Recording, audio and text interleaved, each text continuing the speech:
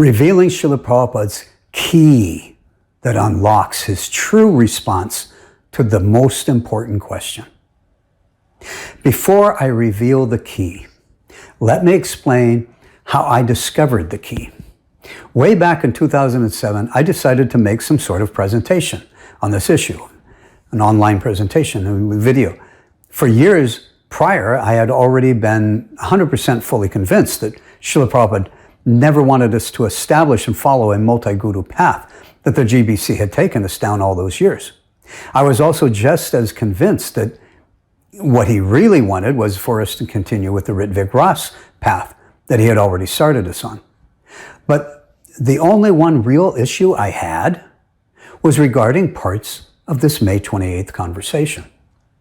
I would read the Rtvik Ras supporters' arguments on their arguments based on this conversation. And to be quite frank, many of them would twist and bend words so tight that their whole explanation would just snap. The problem was the GBC's analysis supporting their current path was just as bad, if not worse. In my view, both sides were missing something. And at that time, so was I. The problem was, to be quite frank and honest, was that I just found that it was just as easy to argue one side as it was the other side based on what Srila Prabhupada had said during that meeting. His response to the first question leaves no doubt that he wanted this ongoing Rtvik system for after he departs, but the later part of the conversation seems to leave little doubt that he was saying that the Ritviks were the actual gurus. Of course, that argument, as we will see, is not as solid as it relies on Prabhupada's order to be given. More on that shortly. But even then, I still saw that something very major was missing in all these arguments. I just felt that I was missing a key that would just help me reach a conclusive and final decision on what Srila Prabhupada was actually saying. But I just couldn't put my finger on it. It got into 2009, and by then, I had already started and restarted making this presentation several times. I had written scripts, I had started videos, I had done. This is back in 2007 I started, well, 2008 when I actually started. So 2009, I had started it several times. Each restart, I would wind up re-editing, sometimes rewriting my scripts, refining the arguments.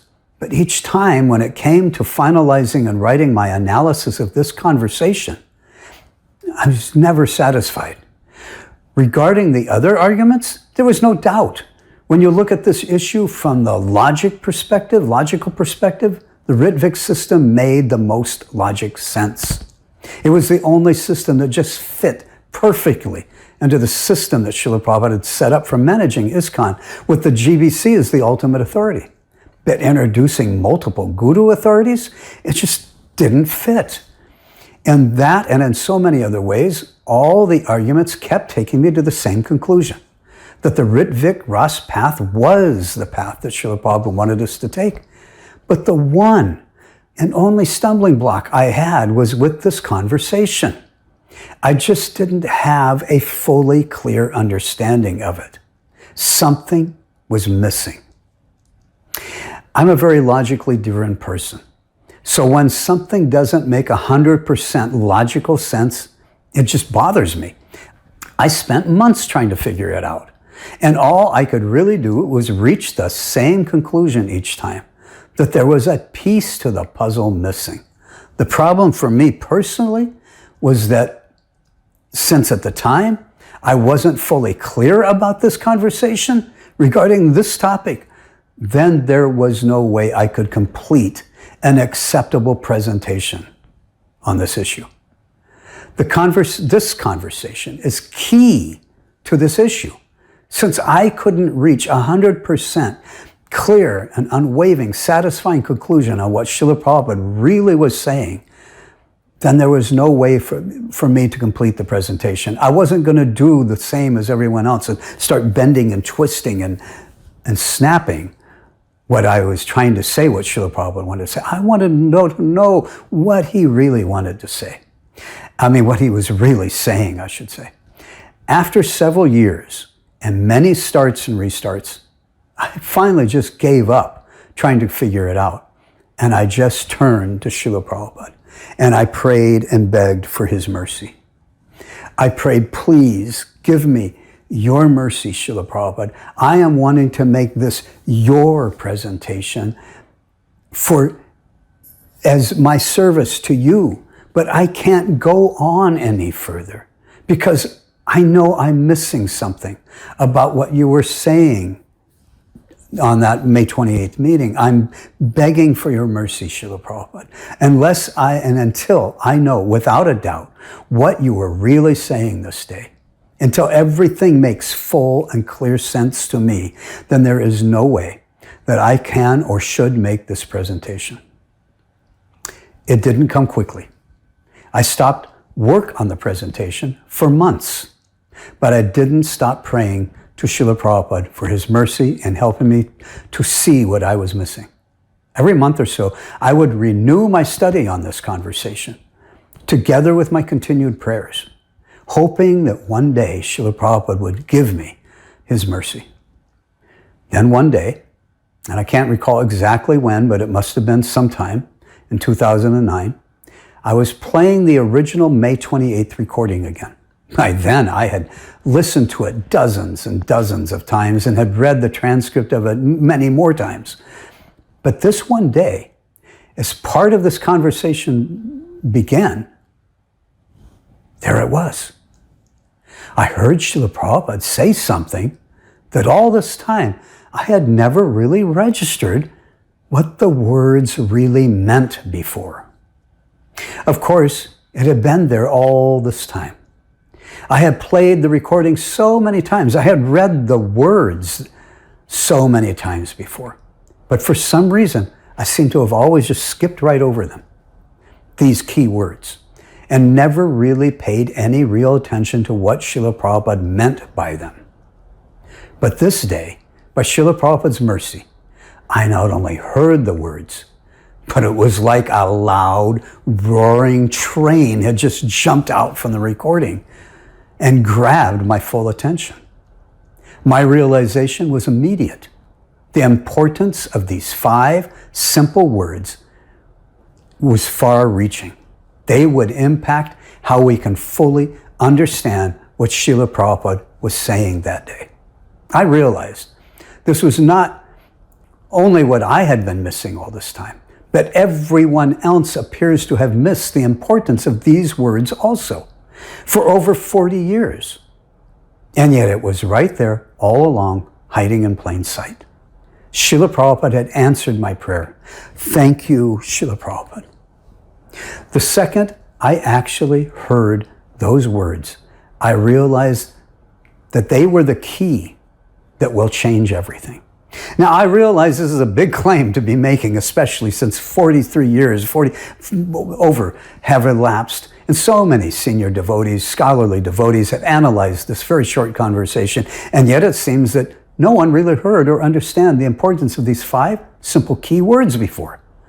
But it's true. What can I say? Once I applied the purport of these words to the rest of the conversation, it changed everything. The haze disappeared. And finally, I was able to gain a completely clear understanding of the rest of the conversation. Enough of my talking. Let me finally share this key with you. I'll replay that part of the conversation again. Listen and see if you hear it. I mean, really hear it. Pay close attention. But most importantly, sincerely pray to Srila Prabhupada with a wide open heart, begging for his mercy to enter. Because that's what it took for months and months for me to finally register these 5 simple words. Then our next question concerns initiations in the future, particularly at that time when you're no longer with us. We want to know how a first and second initiation would be conducted. Yes, I can recommend some of you After this is settled, I shall recommend some of you to act as appreciating acharya. Is that called Rtvik Rtvik, Do you see why I say this is the key and how it changes everything? Or did you not catch it yet? It was there in Srila Prabhupada's beginning statement. And no, I'm not referring to the words Rtvik or officiating acharya. I'll play Srila Prabhupada's original response to the question again, but I'll add emphasis on the actual keywords so you can't miss them this time. Then our next question concerns initiations in the future, particularly at that time when you're no longer with us. We want to know how a first and second initiation would be conducted. yes, I shall recommend some of you. After this is settled, I shall recommend some of you to act as appreciating acharya. Is that called Rtvik?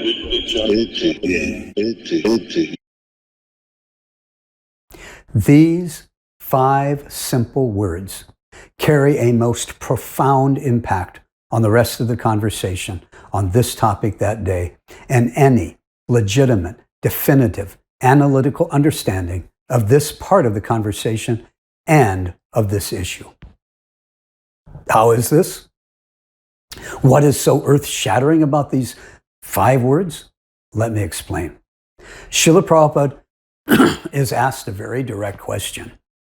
Then our next question concerns the initiations in the future, particularly at that time when you're no longer with us. We want to know how first and second initiation would be conducted. This question lays at the very heart of this issue. The GBC directly asked Srila Prabhupada how he wanted initiations to be conducted when he's no longer with us, after he has departed.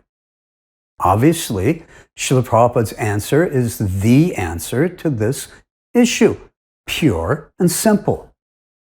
Srila Prabhupada's immediate response to this question is, after this is settled up, I shall recommend some of you to act as officiating acharyas. After this is settled, after this is settled, after this is settled, after this is settled, after this is settled, after this is settled.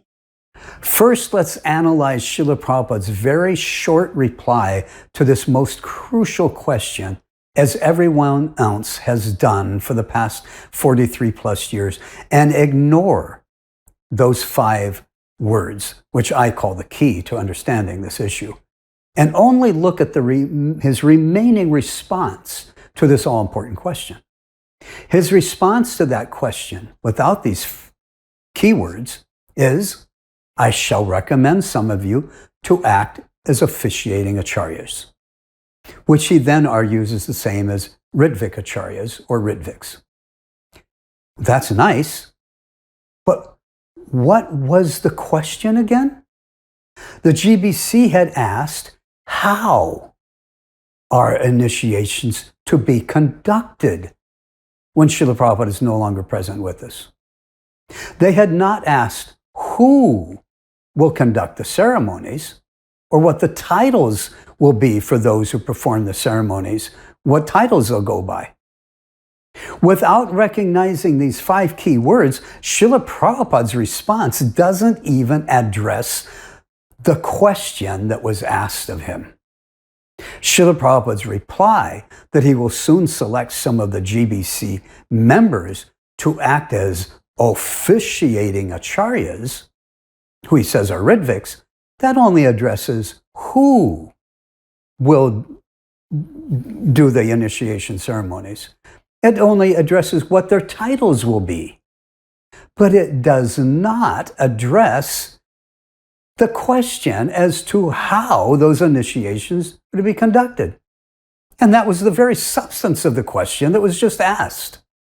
As we have proven, the GBC already knew prior to this meeting that Srila Prabhupada had been speaking of appointing Ritviks to perform initiations when he was no longer present.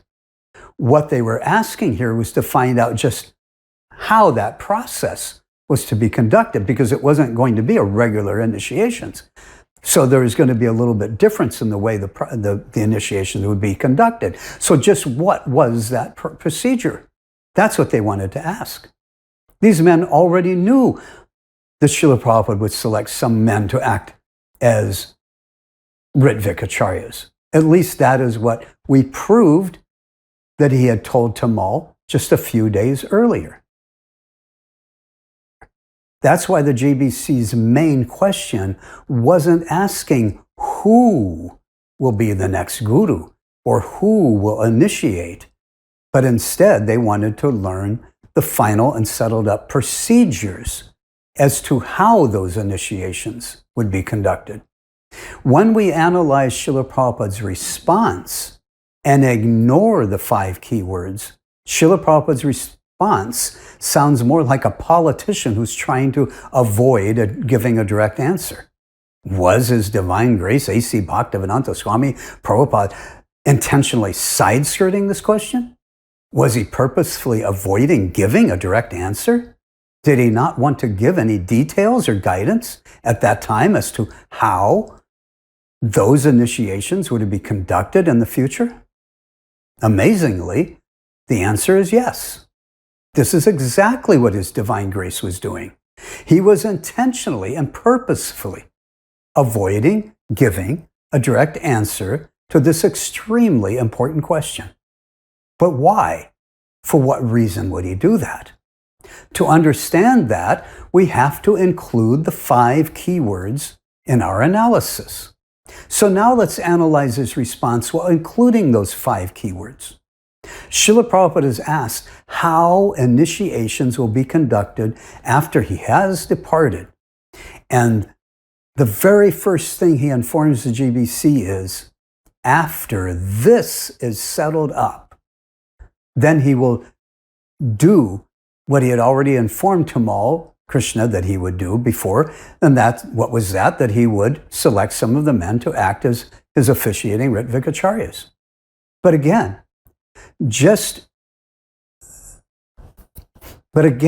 that just reiterated what these GBC men already knew. That didn't address their question as to how those Rtvik initiations were to be conducted. But the reason Srila Prabhupada avoided giving any sort of answer at all to that actual all-important question is because this, the very substance of this question that was asked, this was not settled up yet. As of that day, May 28th, 1977, Srila Prabhupada had not settled up on how the Rtvik initiations were to be conducted after he has departed. When something isn't settled, it just isn't settled. It's not finalized. Therefore, with these 5 simple words, Srila Prabhupada had informed the GBC men, and all of us today as well, that as of that day, May 28th, 1977, this question regarding how Rtvik initiations or how the initiations in the future would be conducted after he departs, this just was not yet settled up. Srila Prabhupada himself had not yet decided what the final and settled up system or procedures were to be, not at that time, regarding how he wanted those initiations conducted after he was no longer present with us. This question goes to the very heart of this issue. Yet what these 5 simple key words tell us is that His Divine Grace did not, could not give any sort of final or settled up answer as to how he wanted those initiations conducted after he has departed, because he hadn't settled this up yet. This is why Srila Prabhupada didn't give an actual answer to this question on that day. His divine grace deferred his answer to this question until a later date, until after this, their question, will finally be settled up.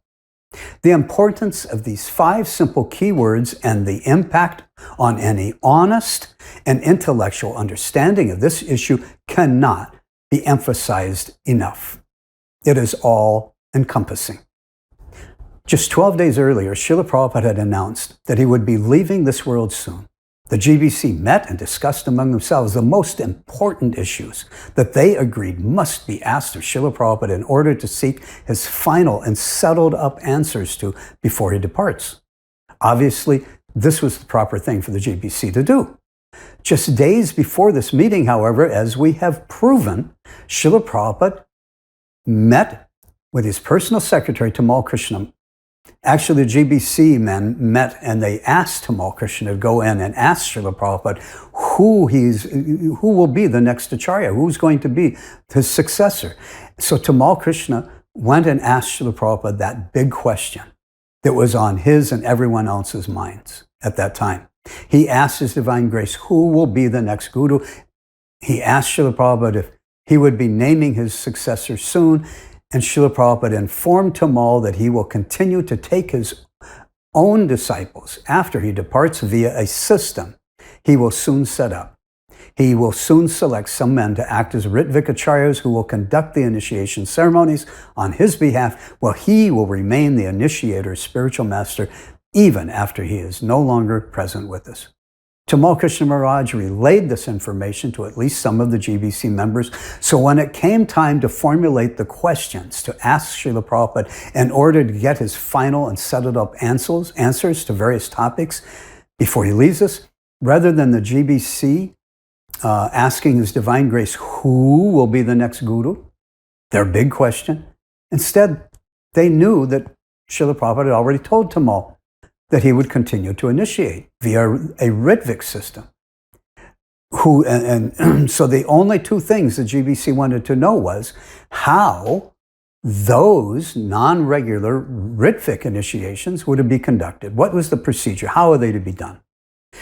And since they wouldn't be a regular initiation, they wanted to know if these Rtvik Acharyas would be given any special respect and hold any sort of relationship, like a guru-type relationship, with those who are initiated by this process. This was the most important issue for the future of ISKCON's mission, the topic regarding the gurus and initiations after His Divine Grace, Srila Prabhupada, departs. Yet the GBC came up with only 2 questions for such a major issue as this. And yet, for all the wrangling, for all the many years and decades of arguments based on this conversation, for all the papers that have been written, which have analyzed this short conversation, at least as far as the ones that I've read, none of them have registered what Srila Prabhupada was really saying and meaning with these 5 key words. None of them reached the understanding that Srila Prabhupada did not answer this question that day. Yes, the final order paper does reach that conclusion, but it does not reach that conclusion based on the understanding of these key words.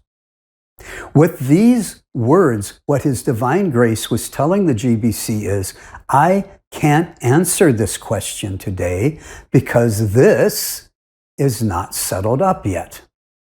The significance of this understanding is that we now know, by this, we know that Srila Prabhupada hadn't given any final or settled up answer to this most important question on that day at that meeting on May 28th.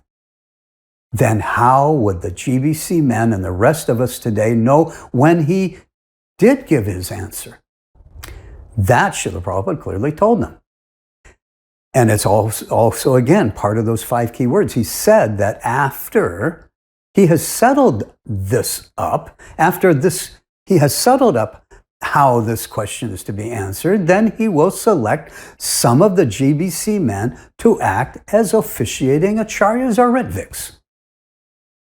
Additionally, this is the significance of these 5 key words. What we understand from this is that at that time, when he gives the names of the men he will soon choose to act as his officiating Ritvik representatives, it is at that time that he will then inform us how he wants the initiations to be conducted after he is no longer present with us, after he has departed. After this is settled, then I shall recommend some of you to act as Ritviks. Another thing we can understand is that what was settled up was that those who would conduct the initiations after he departs will be officiating Ritviks. That part was settled. What wasn't settled was how those initiations would be conducted, the details. This was the same thing that he had told Tamal just a few days earlier.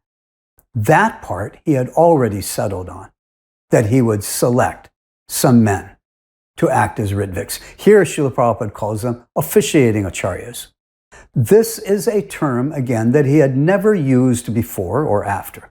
Tamal asked, because no one had heard of this term, officiating acharya. So Tamal asked if that never heard of term was the same as Ritvik acharya, which again was another never heard of term, except that Tamal had heard Rtvik acharya from Srila Prabhupada just a few days earlier. And Srila Prabhupada replies in the affirmative, Ritvik, yes. Ritviks are Vedic priests who perform the Vedic sacrificial ceremonies. You can tap on a link here for more information about Ritvik if you haven't watched that ancillary note. But what exactly does officiating acharya mean? The term officiating acharya is unique. From a search of the Vedabase, we find that it was never used before or after this one and only time, and only to apply to those who would initiate after Prabhupada has departed. The word officiate is, however, found in the Vedabase, and Srila Prabhupada uses it in several purports for someone who performs a function for another who is not present at that time.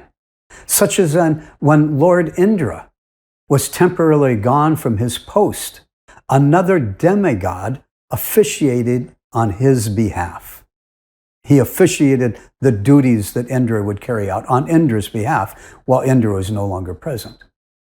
Or when Yamaraj was absent from his post and he came to the earthly planet, a sage officiated his duties, Yamaraj's duties, on Yamaraj's behalf while he was gone. It is obvious then that when we combine officiating acharya with that of a ceremonial priest, the Ritvik, it means one who will be officiating the ceremonial aspects of the initiation on behalf of his divine grace. You can refer to another ancillary note for details. It is utmost important to note that Srila Prabhupada gave this as the title for those who would conduct initiations in the future, particularly when he was no longer present with us.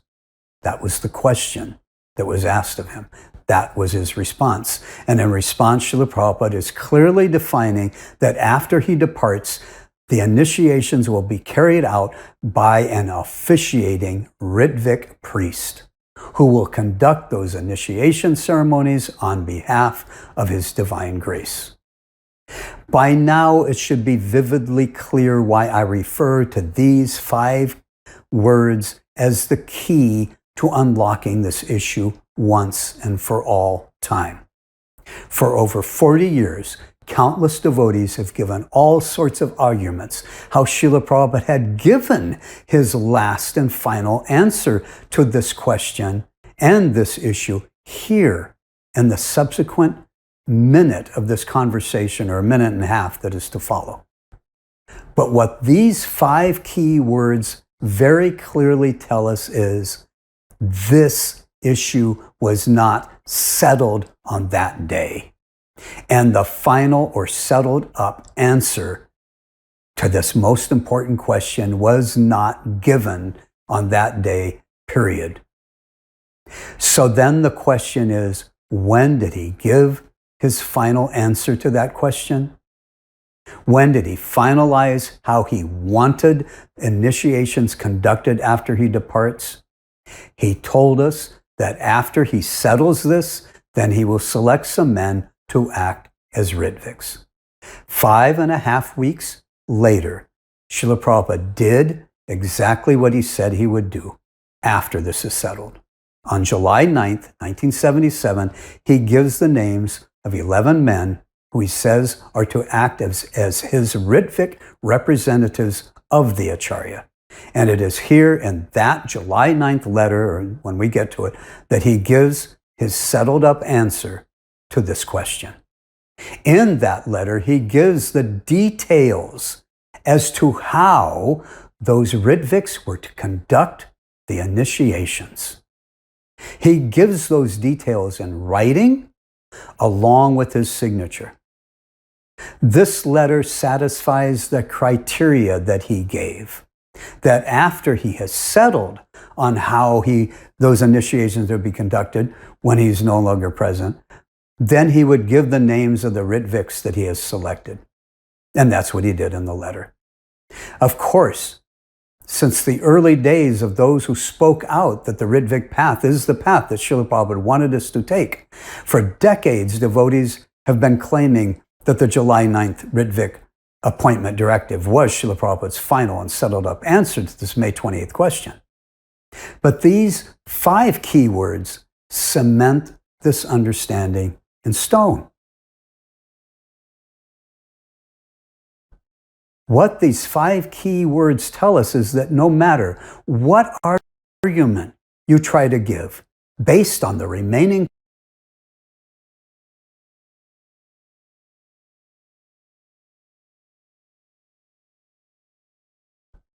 What these 5 key words tell us is that no matter what argument you try to give based on the remaining conversation on May 28th, that May 28th meeting regarding this issue, no matter how hard you try, no matter how you wrangle and twist the words, no matter how you cut and paste segments of what he said here and parts there, the hard fact of the matter is, Srila Prabhupada told us that this issue was not settled up yet as of that date.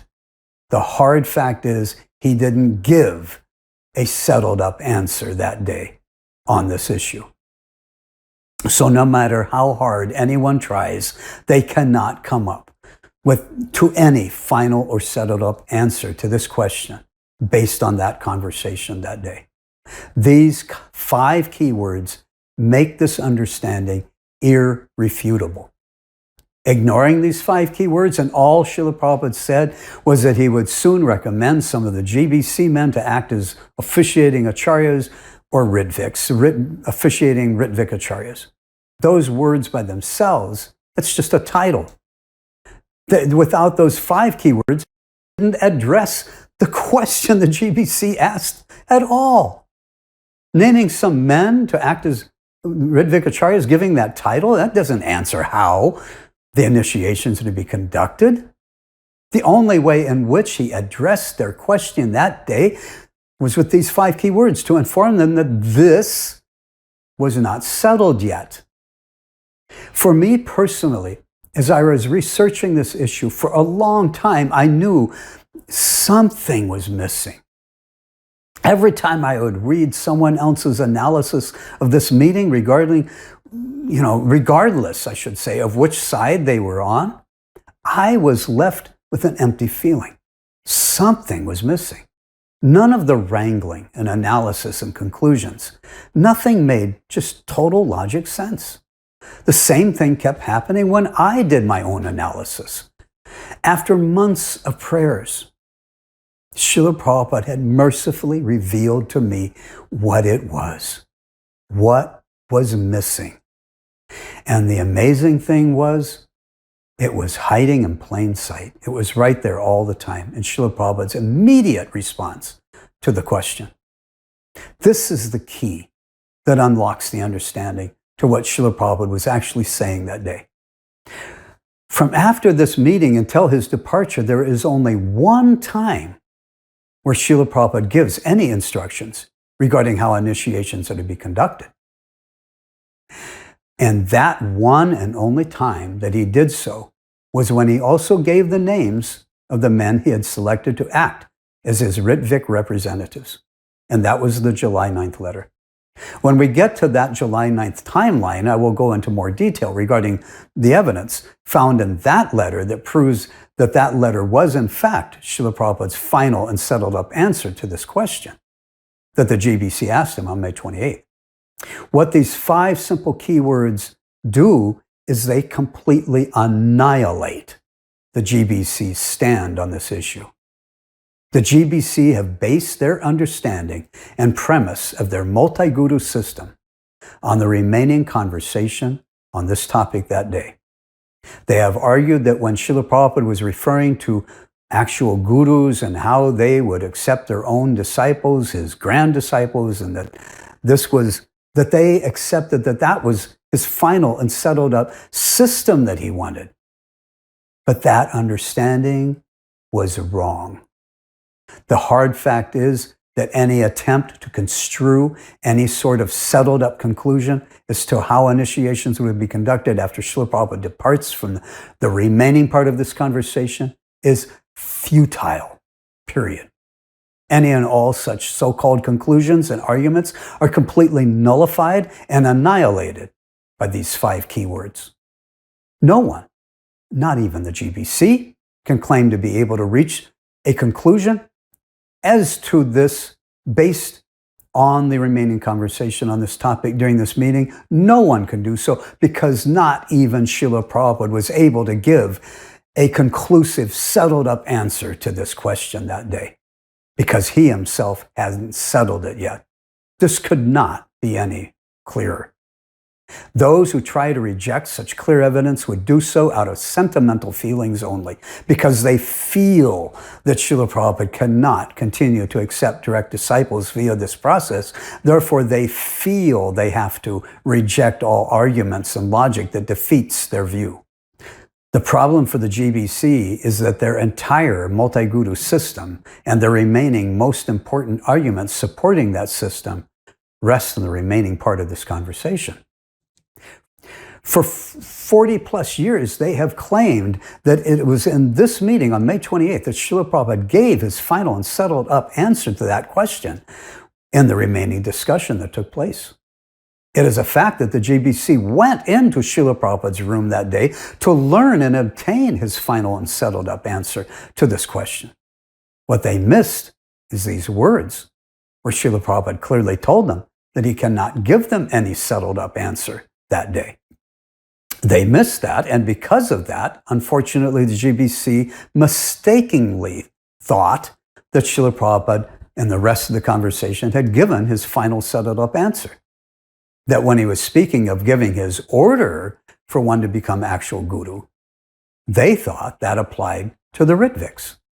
And because the GBC missed these 5 keywords and wrongly thought that His Divine Grace had already given his settled up answer, when the July 9th letter was written, the GBC rejected that as pertaining to after he had departed. They rejected it as his answer to the May 28th question. And instead, they assumed that that July 9th letter could only apply to while he was present. But clearly, these 5 keywords totally obliterate that understanding. I know I keep driving the same point regarding these words over and over. But this is such an important revelation that I have no choice but to really drive this point home. Obviously, the GBC are too invested in their position to easily admit over 40 years later that they were wrong and have been totally wrong in practically every and almost every possible way on this most important issue all that time. Naturally, they will feel that they have to defeat this understanding one way or the other. They will feel impelled to do whatever it takes to discredit the arguments I'm presenting here. While I'm expecting this, I am praying for a different response this time. If you have already watched my personal story, then and now as we progress through the chronological timeline, you can see how the evidences supporting the Rtvik Ross path are many. And each and every aspect, each and every argument, when carefully analyzed, all point to the conclusion that the Rtvik path was the path that His divine grace wanted. Our position is not based on just one or two points or arguments, but every aspect, every argument supports this conclusion. Therefore, I pray that this time the members of the GBC will finally take the humble position and admit that their entire stand on this issue for over 4 decades, the majority of their Krishna conscious lifetime, has been totally and completely wrong. The evidence speaks loudly for itself. Here's something to ponder over regarding this. Why hasn't this point been prominently brought up before? Why haven't there been any other arguments given on the basis of these 5 key words before? Why didn't Tamal Krishna's brain, or Satsvarup's brain, or the brains of the other GBC men present that day, why didn't their brains register these words at that time when Srila Prabhupada spoke them? Satsvarup was the one who asked this question. Srila Prabhupada was directly answering him. And all those men present, why didn't Satsvarup's brain or the others present register these 5 simple key words? Why didn't they register that this, the question they just asked, that this wasn't settled up yet? These are really good questions.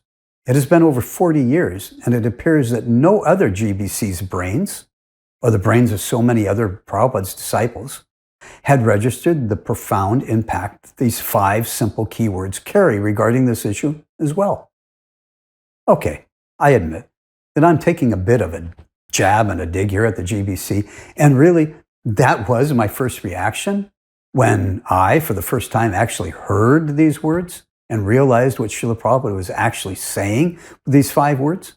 It seems strange that no one on the GBC had realized the real importance of these words before. But then I realized I had been intently studying this issue for many years myself.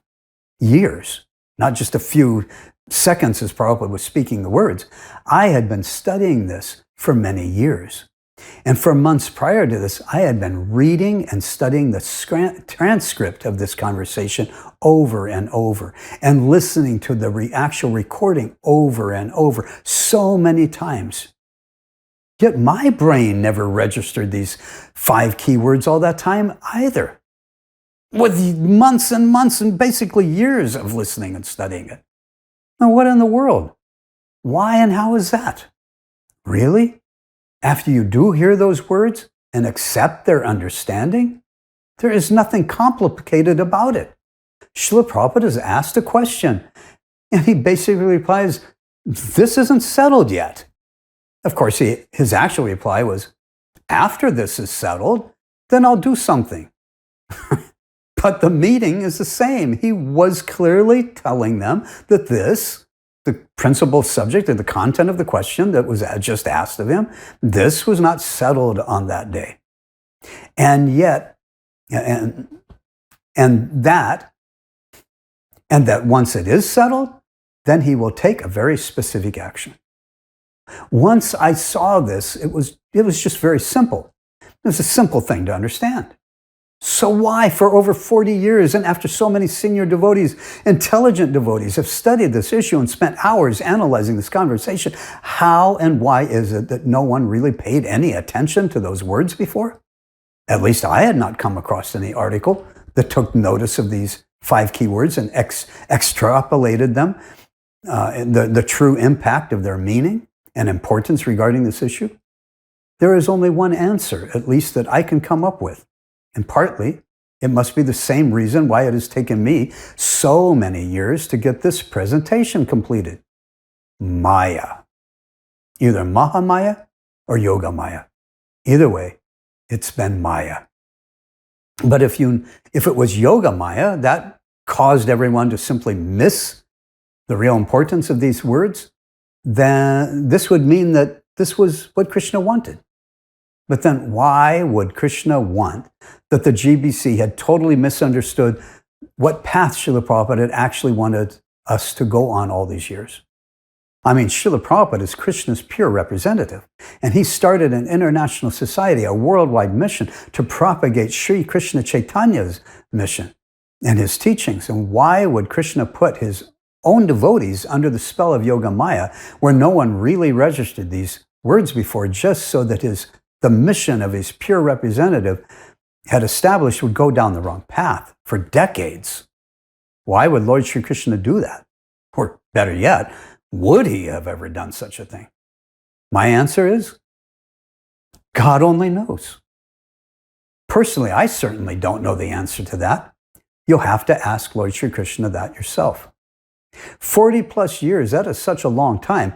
So many devotees' lives, Prabhupada's direct disciples, and so many others were grossly affected due to the failures of the Zonacharya system. So many devotees would have been kicked out of their guru's mission because they knew the GBC was on the wrong path and they spoke up about it. Why would Krishna have not just allowed this to happen, but practically had arranged for the GBC to have taken the wrong path? I mean, why? Well, really, there isn't much difference at all between Krishna arranging this to happen or that he just stood by and did nothing and allowed it to happen. I mean, even if he wasn't the one who put us all into illusion so that we all missed the real meaning of these words all this time, then it was actually Mahamaya, still Krishna could have taken direct action to stop it. So either way, it doesn't make much difference. When I come face to face with these type of questions, I remind myself that we are living in the material world after all. And this is Kali Yuga. Kali Yuga means it is a time of chaos. Krishna sends his pure devotees, and they give us the path that we need to get out of the samsara of birth and death. But after the pure devotee leaves, Maya runs the show here in this material world. And this is Kali Yuga, the time when chaos prevails. If there wasn't such chaos, then it wouldn't be Kali Yuga. But what about all the hard times and struggles so many devotees suffered due to the GBC going down the wrong path? Krishna promises he will protect his devotees. Why did he stand by and he did nothing? Well, so many of us suffered. Well, again, this is the material world. This is the place of struggle and suffering from the highest planet down to the lowest. All are places of misery wherein repeated birth and death take place. This is the material world. It's the world of struggle, anxiety, suffering. That is what the material world is all about. And yet, Lord Sri Krishna has protected us. He sent Srila Prabhupada here, and everything we need to go back home, back to Godhead, is there in his books. Everything. Srila Prabhupada's teachings. That is the real protection. The path, the way out, that path has always been there. And suffering in the material, that will always be here also. Another analogy I look to is how Lord Sri Krishna could have prevented all the calamity between the Pandavas and Duryodhana. Krishna could have revealed who Karna was, even when Karna went to compete for the hand of Draupadi. But he was refused because no one knew, they didn't know that he had been born a Kshatriya. The truth was, he was not just a Kshatriya, he was the eldest son of King Pandu, the king of this planet. He was the oldest of the Pandava brothers. He was Arjun's oldest brother. If Lord Krishna had intervened at that time and he spoke up and told everyone who Karna was, and Karna was able to compete for the hand of Draupadi, he would have defeated Arjuna, and he would have won Draupadi instead.